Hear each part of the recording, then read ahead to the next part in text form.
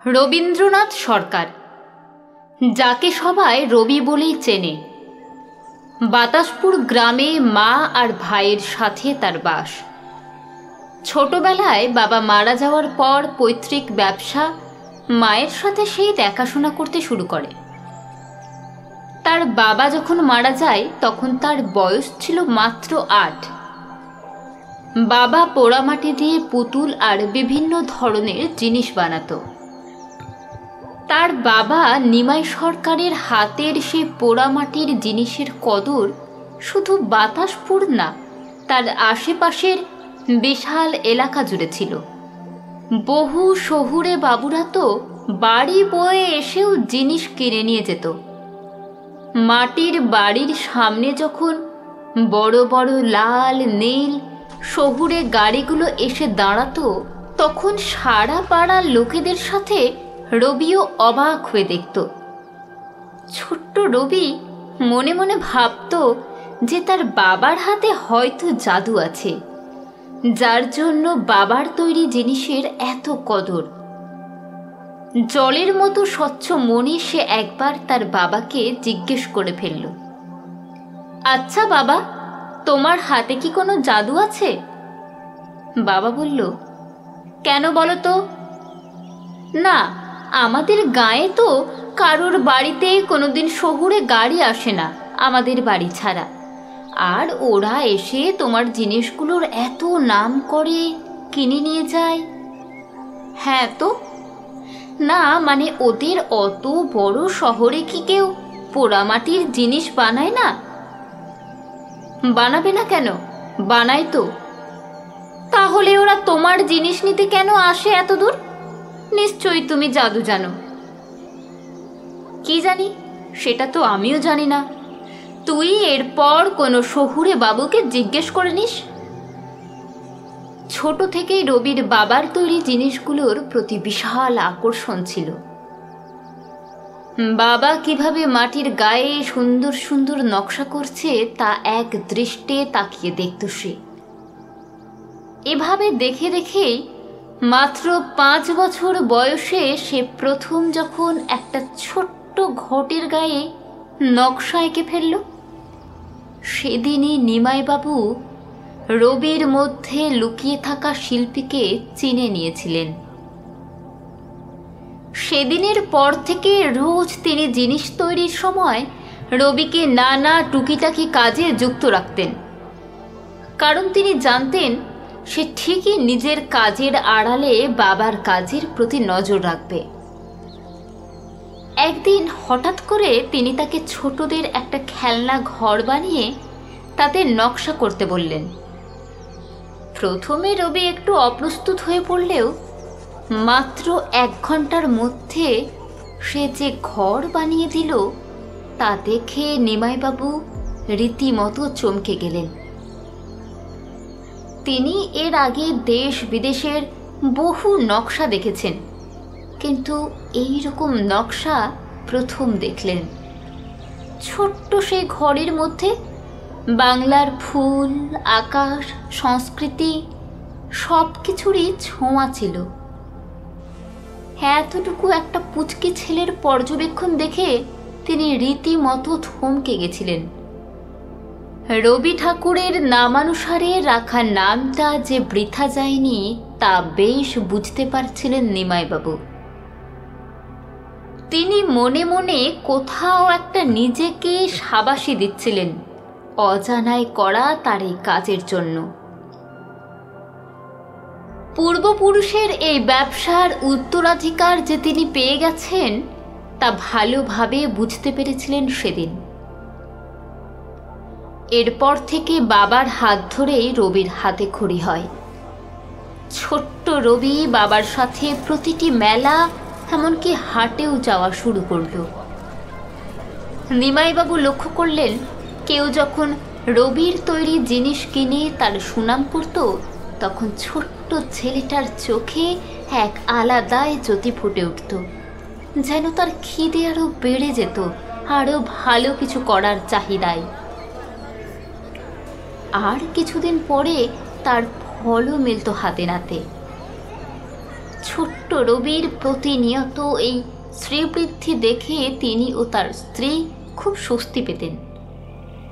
এক রাতে শুয়ে শুয়ে ঘরের ছাদের দিকে তাকিয়ে নিমাইবাবু তার স্ত্রীকে বলতেন, জানো তো, আমার আর কোনো চিন্তা নেই। আমি যদি হঠাৎ মারাও যায় তো শান্তিতে মরব। ছি, কি সব অলক্ষণে কথা বলছো তুমি? না গো, সত্যি বলছি। দেখে নিও, আমাদের রবির কাজ একদিন দেশ বিদেশে সব জায়গায় যাবে, সব জায়গায়। কথাটা বলেই তিনি শান্তির একটা নিঃশ্বাস ফেলে শুয়ে পড়লেন। প্রত্যেক সপ্তাহে নিমাইবাবু গঞ্জের হাটে যেতেন জিনিস বিক্রির জন্য। রবিদের বাড়ি থেকে এই হাটের দূরত্ব পায়ে হেঁটে প্রায় 1 মাইল। এক সন্ধ্যায় রবি তার বাবার সাথে গঞ্জের হাট থেকে জিনিসপত্র বিক্রি করে বাড়ি আসার সময় একটা বড় লরি তার বাবার পা দুটোকে পিষে দিয়ে চলে যায়। অসহায় রবি পাগলের মতো চিৎকার করে সাহায্যের জন্য। তার চিৎকারে পথ চলতি লোকেরা ধরাধরি করে কাছেরই এক বেসরকারি হাসপাতালে তার বাবাকে ভর্তি করে। এই অ্যাক্সিডেন্টে নিমাইবাবু তার পা দুটো খোয়ান। তবে ঘটনাটা ঘটার 1 মাস পর থেকেই নিমাইবাবু ধীরে ধীরে তার শরীরটাকে যেন কোথাও একটা হারিয়ে ফেলতে শুরু করেন। তিনি ঠিকমতো তার শরীরটাকে উপলব্ধি করতে পারছিলেন না। আর্থিক অবস্থা খুব একটা ভালো না হওয়ায় রবির পক্ষে বাবাকে শহুরে কোনো ডাক্তার দেখানো সম্ভব ছিল না। তবে গাঁয়ের বেনু ডাক্তার যা যা করতে বলেছিলেন তার কোনোটাতেই খামতি রাখেনি রবি ও তার মা। এত চেষ্টার পরেও নিমাইবাবুকে বাঁচানো সম্ভব হয়নি। রবির 8 বছরে পা দেওয়ার ঠিক 2-3 পর এক ভোরে নিমাইবাবু তাদের ছেড়ে চলে যান। বাবার মৃত্যুর পর রবি একদম ভেঙে পড়েছিল। সেই দিন সন্ধ্যায় তার চোখের সামনে যা ঘটেছিল তা কোনোভাবেই সে ভুলতে পারছিল না, কোনোভাবেই না। সে আর পোড়ামাটির জিনিস বানাতো না। সারা দিন শুধু দ্বিতীয় জন্মদিনে তার বাবার বানিয়ে দেওয়া ঘোড়াটাকে জড়িয়ে ধরে কাঁদত আর চুপ করে বসে থাকত। এইরকমই এক বিকেলে সে যখন তার বাবার তৈরি জিনিসগুলোকে আলতোভাবে ছুঁয়ে দেখছে, তখন তার মা রবির হাতটা ধরে সেই রাতের তার বাবার বলা কথাগুলো সব তাকে বলল। তিনি বলেন, জানিস, তোর বাবার খুব গর্ব ছিল যে তার ব্যবসার উত্তরাধিকার তিনি পেয়ে গেছেন। রবি কিছু বলেনি সেদিন, শুধুই শুনেছিল। কিন্তু সেদিনের পর থেকে রবি আর থামেনি। হাজার বিপত্তি সত্ত্বেও প্রতিদিন না হলেও একটা পোড়া মাটির জিনিস সে বানিয়েছে। রবির বয়স এখন 24। এত অল্প বয়সের মধ্যে তার হাতের তৈরি পোড়া মাটির জিনিসের সুনাম গ্রাম পেরিয়ে শহরেও ছড়িয়ে পড়েছে। তবে এত কিছুর পরেও সে তার পা মাটি থেকে উঠতে দেয়নি। বিভিন্ন মেলা ছাড়াও নিয়ম করে প্রত্যেক সপ্তাহে গঞ্জের হাটে সে পসরা সাজিয়ে জিনিস বিক্রি করত, তাও খুব কম দামে। বাতাসপুরে প্রত্যেক বছর মাঘ মাসের পূর্ণিমায় গঙ্গার ধারে মেলা বসত। স্থানীয়রা এই মেলাকে মাঘী পূর্ণিমার মেলা, তো কেউ কেউ গঙ্গা স্নানের মেলা বলতো। পূর্ণিমার পূর্ণ তিথিতে পুনর্জনের উদ্দেশ্যে অনেকেই সেখানে গঙ্গা স্নান করতে আসতেন আর তার সাথে মেলাও ঘুরতেন। সেই বছর আর 5টা দোকানদারের মতো রবিও মেলাতে তার পসরা সাজিয়ে বসেছিল। হঠাৎ করে কোথা থেকে একটা মেয়ে এসে তাকে কিছু না বলেই তার দোকানের জিনিসগুলো হাতে নিয়ে দেখতে শুরু করলো। রবির প্রথমে খারাপ লাগলেও সে কিছু বলল না, শুধু দেখছিল মেয়েটার কাণ্ড কারখানা। এর আগে বহুবার জিনিস দেখার নাম করে অনেকেই অনেক কিছু হাতিয়ে নিয়েছে। মনে কথাটা একবার এলেও সে নিজেকে সামলে মনকে বোঝালো যে খরিদ্দার ভগবানের রূপ, তাই এসব ভাবা যাবে না।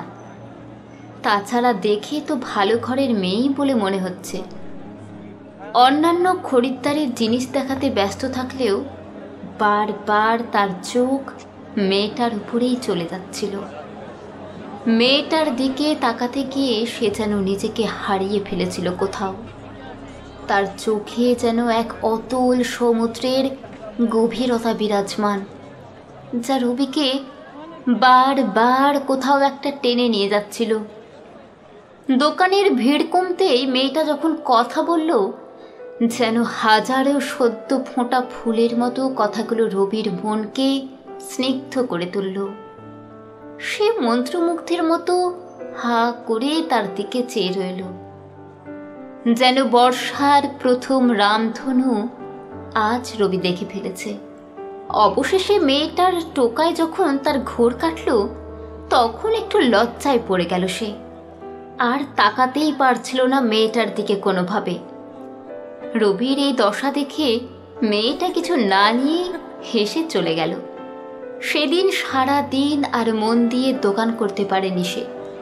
কিছুটা লজ্জা, কিছুটা নিজের ব্যবহারে নিজের প্রতি ঘৃণা, এই দুয়ের দ্বন্দ্বে জড়িয়ে সারা দিন অন্যমনস্ক হয়ে থাকল। মেলা শেষে পসরা গুটিয়ে সে বাড়ি ফিরে এলো। খেতে বসে তাকে অন্যমনস্ক দেখে মা জিজ্ঞেস করল, কিরে, কি ভাবছিস তখন থেকে? রবি বলল, কই কিছু না তো। দেখ রবি, আমি তোর মা, আমার চোখে ফাঁকি দিতে পারবি না। আর কথা না বাড়িয়ে খেয়ে উঠে তাড়াতাড়ি সে নিজের ঘরে গিয়ে শুয়ে পড়ল, পাছে যদি আবার মা কোনো প্রশ্ন করে এই ভয়ে। কিন্তু সারা রাত আর ঘুম এলো না। যখনই চোখ বন্ধ করতে চায়, মেয়েটার চেহারায় চোখের সামনে ভেসে ওঠে। তার কথাগুলো কানে বেজে উঠছে বারবার। কিন্তু কেন এরকম হচ্ছিল তার সাথে, তা রবি বুঝে উঠতে পারছিল না। কে এই মেয়েটা? কি মায়া তার চেহারায়! দেখলে যেন উত্তাল মনও শান্ত হয়ে পড়ে। মনে উঠতে থাকা এইরকম একাধিক কথার জালে যেন জড়িয়ে পড়ছিল রবি সেই দিন। এই ঘটনার 1 মাস পার হয়েছে, তবুও সে চেহারা ভুলতে পারেনি। অবশ্য এই 1 মাসে রবি তার খোঁজও করেনি, কারণ মেলায় দেখা কাউকে খোঁজা আর এক থালা চালের ভেতর সাদা পাথর খোঁজা সমান, তাই সে চেষ্টা রবি করেনি। এক সন্ধ্যায় সে যখন তার বেচা কেনা সমাপ্ত করে দোকান গোটাচ্ছে, তখন এক কণ্ঠের আওয়াজে তার গায়ে যেন শীতল স্রোত বয়ে গেল। এক লহমায় তার মাথার ভেতর স্মৃতির প্রক্ষলন ঘটল। শিরার মধ্যে রক্তস্রোতের তীব্রতা এতটাই বেড়ে গেল যে হৃদস্পন্দন বুঝি পরনের জামাটা ছিঁড়ে বেরিয়ে আসবে। এই সে কণ্ঠ, যা এতদিন ধরে সারাক্ষণ তার কানে বেজেছে, যা তাকে ঘুমের দেশে হারিয়েও ঘুমোতে দেয়নি। রবি পিছন ঘুরে ঠাঁই দাঁড়িয়ে থাকায় মেয়েটা না পেরে বলে উঠল, এই যে রবিবাবু, আজও কি লজ্জায় এদিকে তাকাবেন না? আজও কি আমার জিনিস নেওয়া হবে না? রবির খুব রাগ উঠল নিজের আচরণের উপর। নিজেকে সামলে সে বলল, হেমা, না না, লজ্জা কেন পাবো? আমি তো জিনিস গোছাচ্ছিলাম। ও তাই বুঝি? আমি তো ভাবলাম যে আগের দিনের মতো। মেয়েটার কথা শেষ হওয়ার আগেই সে বলে উঠল, কি নেবেন বলুন? কি নেব? মেলাতে একটা পুতুল আমি দেখেছিলাম, যার গলায় একটা মুক্তোর মালা পরানো ছিল। সেটা কি আছে? ক্ষমা করবেন, সেটা তো বিক্রি হয়ে গেছে। আরে ক্ষমা চাইছেন কেন? আপনার হাতের জাদুর কথা কে জানে না বলুন তো? চাইলেই হুবহু আরেকটা বানিয়ে দিতে পারবেন। সে পারবো, কিন্তু সেটা তো আজ হবে না। ধুর, তো আজ কে চাইছে? কিন্তু আমি কাল শান্তিনিকেতন চলে যাচ্ছি, 1 সপ্তাহ বাদে আসব। আমিও কাল ঘুরতে যাচ্ছি বাইরে, 1 মাস পরে আসব, তখনই না হয় নেব। আচ্ছা, আপনাকে অগ্রিম কত দিতে হবে বলুন তো? না না, ও লাগবে না, আগে বানাই তারপর নেব। আচ্ছা, এটা কি আমার জন্য স্পেশাল ছাড় নাকি? না না, সেরকম কিছু নয়। আসলে মেলায় আপনার সাথে যা করেছি তার জন্য আমি খুব লজ্জিত। ও আচ্ছা, আপনি বুঝি লজ্জাও পান? মানে? না না, কিছু না, মজা করলাম। ঠিক আছে, আসি আজ, দেখা হচ্ছে 1 মাস পর। বাড়ি ফিরে এসে তাড়াতাড়ি খেয়ে দিয়ে রবি শুয়ে পড়ল। খানিক বাদে মা এসে দরজার কড়া নাড়ল। বিছানা ছেড়ে উঠে এসে সে দরজা খুলে দাঁড়ালো। কিরে, দুধটা খাবি না? না মা, খাবো না, ইচ্ছে করছে না। কিন্তু দুধ না খেয়ে তো। মায়ের কথা শেষ হওয়ার আগেই রবি দরজা লাগিয়ে দিল। আসলে সে ভয় পাচ্ছিল মায়ের কথার জালে যদি আবারও জড়িয়ে পড়ে। বিছানায় শুয়ে জানলা দিয়ে পূর্ণিমার চাঁদটাকে দেখতে লাগলো সে। মেয়েটার মুখটা যেন চাঁদটার মতোই সুন্দর, যার উজ্জ্বলতা আছে ঠিকই, কিন্তু তা সূর্যের মতো উগ্র না, কোমল স্নিগ্ধ। যতই দেখো না কেন মন যেন ভরে না। কিন্তু মেয়েটা তার দোকানের খোঁজ পেল কি করে? আর তার নামটাই বা জানলো কি করে? আর মেয়েটার বাড়িটাই বা কোথায়? মেয়েটার রূপে এতটাই মুগ্ধ হয়ে গেছিল যে কথাগুলো একবারের জন্যেও তার মাথায় আসেনি। আমাদের গাঁয়ের তো না, আর পাশের গাঁয়ের হলে এতদিনে ঠিক চোখে পড়ত। আমিও কেমন বোকা, আমি কি সবাইকে চিনি নাকি? এমনও তো হতে পারে নতুন এসেছে। তাহলে নামটা? হয়তো খোঁজ করেছে কারো কাছে, সে হয়তো বলেছে। আর আমার নাম কেই বা জানে না। নিজের মনে উঠতে থাকা এরকম একাধিক প্রশ্নের উত্তর সে নিজেই আউড়ে গেল সারা রাত ধরে। রাতের আধার শেষে যে কখন ভোরের আলো ফুটে উঠেছে সেদিকে তার নজর পড়ল না। শেষমেশ মায়ের ডাকে তার নিদ্রাহীন ঘুম কাটল। ধড়পড় করে বিছানা থেকে নেমে মুখ হাত ধুয়ে সে শান্তিনিকেতনের উদ্দেশ্যে রওনা দিল। 7 দিন পর বাড়ি ফিরে এসে সব কাজ ফেলে রবি পুতুল বানানোর জন্য কারখানায় ঢুকলো ঠিকই, কিন্তু তার গায়ে যে কি নকশা করবে তা ভেবে উঠতে পারছিল না। হয়তো ভালোবাসার প্রথম অনুভূতিটাই এরকম। 3 দিন পরেও সে যখন কোনোভাবেই নকশা আঁকতে পারল না, তখন কিছুটা রাগই হলো নিজের উপর। যে দিনে 50টা জিনিসেও নকশা এঁকে দেয়, সে কিনা সামান্য একটা পুতুলের গায়ে 3 দিন ধরে একটা সোজা দাগও আঁকতে পারছে না। আরও 3 দিন কেটে গেল, তবু কোনো নকশা তার মাথায় এলো না। এক রাতে ঘুমন্ত অবস্থায় স্বপ্নের মধ্যে সে আবারও মেয়েটাকে দেখতে পেল। হঠাৎই ঘুম ভেঙে গেল। এক লাফিয়ে বিছানা থেকে নেমে সোজা কারখানায় ঢুকে পড়ল। তারপর পুতুলটাকে হাতে নিয়ে চোখ বন্ধ করে শেষ দিনের কথা ভাবতে লাগলো রবি।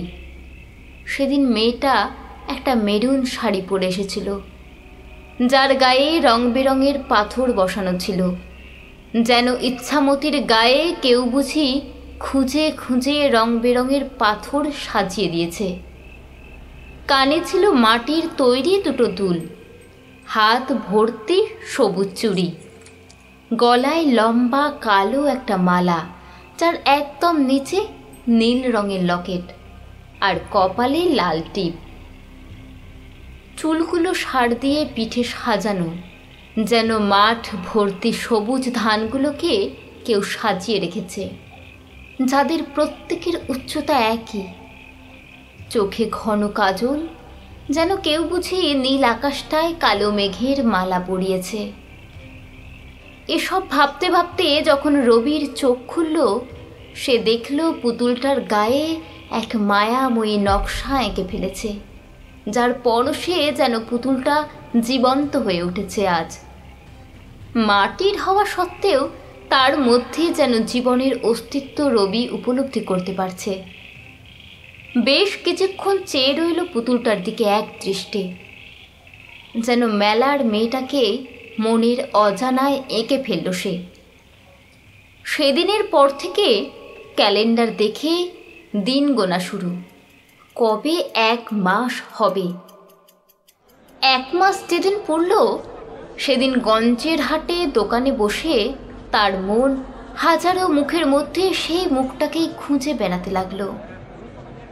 ভালোবাসার প্রথম উন্মাদনায় সে আজ ঠিক করে মন দিয়ে দোকানটাও করতে পারল না। দিনের আলো ডুবে সন্ধ্যা নেমে এলো, কিন্তু মেয়েটা এলো না। এক এক করে সব দোকান বন্ধ হয়ে যাওয়ায় অবসন্ন মনে রবি দোকানের জিনিসপত্র গোছাতে শুরু করলো। আনমনে নিজেই নিজের সাথে কথা বলতে লাগলো। ঠিক হয়েছে তোর সাথে, বেশি আশা করেছিলি না যে আসবে, হয়ে গেল তো থোতা মুখ ভোঁতা, মিটে গেল স্বাদ, খুব আসলো খুব। সে নিজের তালে এতটাই ব্যস্ত ছিল যে লক্ষ্যই করেনি মেয়েটা এসে চুপ করে দাঁড়িয়ে কথাগুলো শুনছে। কে বলল আসবো না? মেয়েটা বলে উঠল। হকচকিয়ে রবি চোখ তুলে তাকালো। তার লজ্জায় তার গালগুলো যেন লাল হয়ে গেল। কি মশাই, কি ভাবছিলেন? আসবো না? ফাঁকি দিয়ে দেব? না না, সেটা নয় আসলে। রবির কথা শেষ না হতেই মেয়েটা বলল, কি আসলে? কি ভাবছিলেন? ঠকিয়ে দিলাম? না না, সেরকম কিছু বলিনি। তাহলে কি বলছিলেন শুনি বিড়বিড় করে? আমি কিন্তু সব শুনেছি। কই দেখান দেখি আমার পুতুলটা। এই যে। পুতুলটা হাতে নিয়ে চুপ হয়ে গেল মেয়েটা। শুধুই পুতুলটাকে দেখতে লাগলো এক মনে। হঠাৎই তার চোখ দিয়ে জল গড়িয়ে পড়ল। হেমা, কাঁদছেন কেন? পছন্দ হয়নি? পছন্দ? আমি যেন নিজের অবয়বকে দেখতে পাচ্ছি এর মধ্যে, যেন কেউ আমাকেই বুঝি এঁকে দিয়েছে নিজের হাতে। ভালোবাসি। কি কি বললেন? খুব ভালোবাসি তোমাকে। রবি কিছুটা নড়ে বসল কথাটা শুনে। আমাকে এভাবে আগলে রাখবে নিজের কাছে সারা জীবন? মেয়েটা বলল। মনে মনে ভালোবাসলেও সেই ইস্তেহার করার শক্তি আজ রবির ছিল না। তাকে অপ্রস্তুত দেখে মেয়েটা বলল, তোমাকে উত্তর দিতে হবে না, আমি শুধু আমার মনের কথা বললাম। ঠিক আছে, আজ তাহলে আসি। ও আপনার মজুরিটা? রবি বলল, লাগবে না। মেয়েটা পুতুলটা নিয়ে হাঁটা দিল। একটু সাহস জুটিয়ে রবির ডাক দিয়ে বলল, তোমার নামটা কি জানতে পারি? বিজয়া। আবার কবে দেখা হবে আমাদের? 1 মাস পর। বলেই হেঁটে চলে গেল সে। আর এদিকে সদ্য ভালোবাসায় আহত একটা মনের পথ চাওয়া শুরু হলো সেই অসময়ে বসন্তের আবারও দেখা পাওয়ার আশায়। এই করে কয়েক মাস কেটে গেল। তাদের ভালোবাসার পথ চলাও বহু দূর অতিক্রম করল। এর মধ্যেই রবি জানতে পেরেছে যে বিজয়ার বাড়ি মাঠ পেরিয়ে পাশের গাঁয়ে। সে বাবা মায়ের একমাত্র সন্তান। তার বাবা ব্যবসার কাজে মাসে একদিন শহরে যায়, আর সেদিনই সে নানা অজুহাতে দেখা করতে আসে রবির সাথে। এইরকমই একদিন দেখা করতে এলে রবি বিজয়াকে বলল, চলো আজ তোমার বাড়ির সামনে দিয়ে ঘুরে আসি। কিন্তু বিজয়া রাজি হলো না। পাড়ার কেউ দেখে নিলে বিপদ হতে পারে, এই বাহানা দিয়ে সে রবিকে আটকে দিল। এরপর রবি আর কোনোদিন যেতে চায়নি বিজয়ার বাড়ি। কিন্তু বিজয়ার মনে একটা খারাপ লাগা সেদিন থেকেই কাজ করছিল রবিকে এভাবে না করে দেওয়ার জন্য। হঠাৎ একদিন দেখা করতে এসে বিজয়া রবিকে বলল, আজ তুমি আমার সাথে যাবে এক জায়গায়। রবি বলল, কোথায়? বলো যাবে। হ্যাঁ যাব, কিন্তু কোথায়? আমার ভালোবাসার এক জায়গায়। তোমাকে কিছু দেখাতে চাই আমি। ঠিক আছে, হাট শেষে যাব তাহলে। ঠিক আছে। রবি লক্ষ্য করল সেদিন বিজয়া তাকে এক দৃষ্টে তাকিয়ে যাচ্ছিল বারবার। সেই দিনই প্রথম সে তার দোকানের ভিতর এসে বসেছিল। নানান বাহানায় তার হাত ধরছিল বারবার। মনে প্রশ্ন এলেও তা বিজয়াকে বুঝতে দিল না রবি। হাট শেষে তারা দুজনে মিলে দোকান গুটিয়ে হাঁটা দিল সেই জায়গার উদ্দেশ্যে। হাঁটতে হাঁটতে তারা গ্রাম পেরিয়ে এক জনমানবহীন মাঠের সামনে এসে দাঁড়ালো। হাট থেকে বেরোনোর পর মাঠে আসা অবধি একবারের জন্য বিজয়া রবির হাতটা ছাড়েনি। আর আজ যেন তার পাড়ার লোকেদের দেখে নেওয়ার ভয়ও ছিল না চেহারায় কোথাও। মাঠের সামনে দাঁড়িয়ে কিছুক্ষণ খোলা মাঠটার দিকে তাকিয়ে থাকলো বিজয়া। আর চুপ থাকতে না পেরে রবি বলে উঠল, কি দেখছো তুমি ফাঁকা মাঠে? বিজয়া হঠাৎ রবিকে জড়িয়ে ধরে কেঁদে উঠল। এই তুমি কাঁদছো কেন? কারণ আমি যা দেখাতে যাচ্ছি তোমাকে আর যা বলবো তারপর হয়তো তুমি আমাকে ভালোবাসবে না, হয়তো আর কোনোদিন আমার সাথে দেখাও করবে না, আর কোনোদিন তোমাকে হয়তো ছুঁতেও পারবো না আমি। কিন্তু বিশ্বাস করো, আমি তোমাকে খুব ভালোবাসি, খুব। রবি কিছু বুঝে উঠতে পারছিল না। সে বলল, আমিও তোমাকে খুব ভালোবাসি, আর আমি তোমাকে কোনো দিন ছেড়ে যাব না। বিজয়ার চোখের জলে রবির জামা ভিজে যাচ্ছিল। নিজেকে সামলে ফাঁকা মাঠটার মাঝে তাকে হাত ধরে নিয়ে এলো বিজয়া। রবি দেখল মাথার উপর পূর্ণিমার চাঁদটা যেন আজ সূর্যের মতো দগদগে রূপ ধারণ করছে। মনে হচ্ছে যেন নিজের বুক চিড়ে নিজের কষ্টগুলোকে উপড়ে দিচ্ছে চাঁদটা। হঠাৎ রবির হাতটা ছাড়িয়ে বিজয়া একটু দূরে গিয়ে দাঁড়ালো। তারপর তার পাগুলো মাটি থেকে 1 ফুট উপরে শূন্যে ভেসে উঠল, সাথে তার শরীরটাও। চাঁদের আলোয় তার মুখ চেয়ে রবি যা দেখল তাতে তার শরীরের রক্ত যেন ঠান্ডা হয়ে এলো। কাঠ ফাটা গরম সত্ত্বেও আজ তার বুঝি প্রচণ্ড শীত করছে, আর সেই শীতে তার পাগুলো থরথর করে কাঁপছে। হে কাকে দেখছে সে তার সামনে? বিজয়া কেঁদে বলে উঠল, তুমি আমাকে দেখে ভয় পেও না প্লিজ। এতদিন সবাই শুধুই আমার শরীর পেতে চেয়েছে, একমাত্র তুমি আমার মনকে ভালোবেসেছ, একমাত্র তুমি। আমি তোমার ভালোবাসার লোভে নিজের আসল পরিচয়টা ভুলে গেছিলাম। আমাকে ক্ষমা করো তুমি রবি, ক্ষমা করো। তোমার বিজয়া রক্ত মাংসের মানুষ না রবি, সে আত্মা, আত্মা। আমি তোমাকে আর ঠকাতে পারছিলাম না, তোমাকে হারানোর ভয়ে কিছু বলতে পারিনি এতদিন। কিন্তু আর না, ক্ষমা করো আমায়। পূর্ণিমার দিন ছাড়া আমি মানুষ রূপ পাই না রবি, তাই তোমার সাথে পূর্ণিমার দিনই শুধু দেখা করতাম। ডুক করে কেঁদে উঠল বিজয়া। আর সেই কান্নার আওয়াজ যেন ফাঁকা মাঠে কাঁসরের মতো বেজে উঠল। রবির মস্তিষ্কের কর্মক্ষমতা শূন্য হয়ে গেল। সে শুধুই কদাকার চেহারার মাঝে রক্তাভ মায়াময়ী চোখটার দিকে চেয়ে রইল, যে চোখটা এতদিন সে নিজেকে হারিয়েছে বারবার।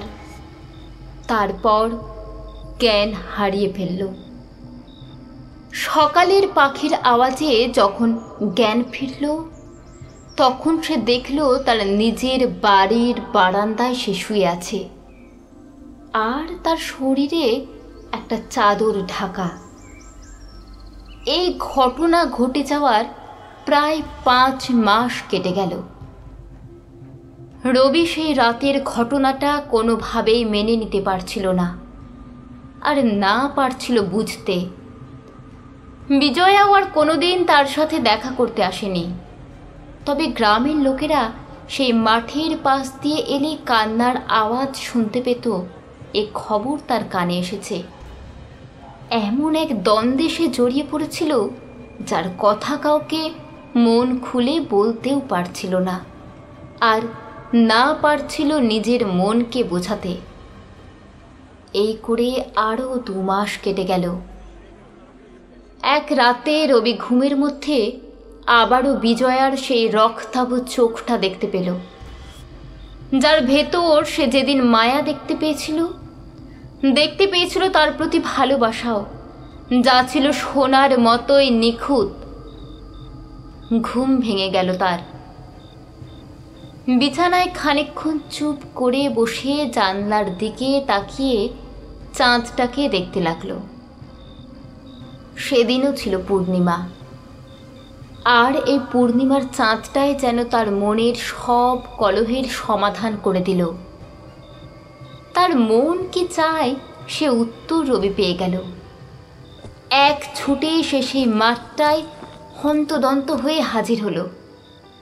ভালো করে তাকাতেই সে দেখল বিজয়া বসে আছে মাঠের মাঝে, ঠিক সেই জায়গায় যেখানে রবি সেদিন অজ্ঞান হয়ে পড়েছিল।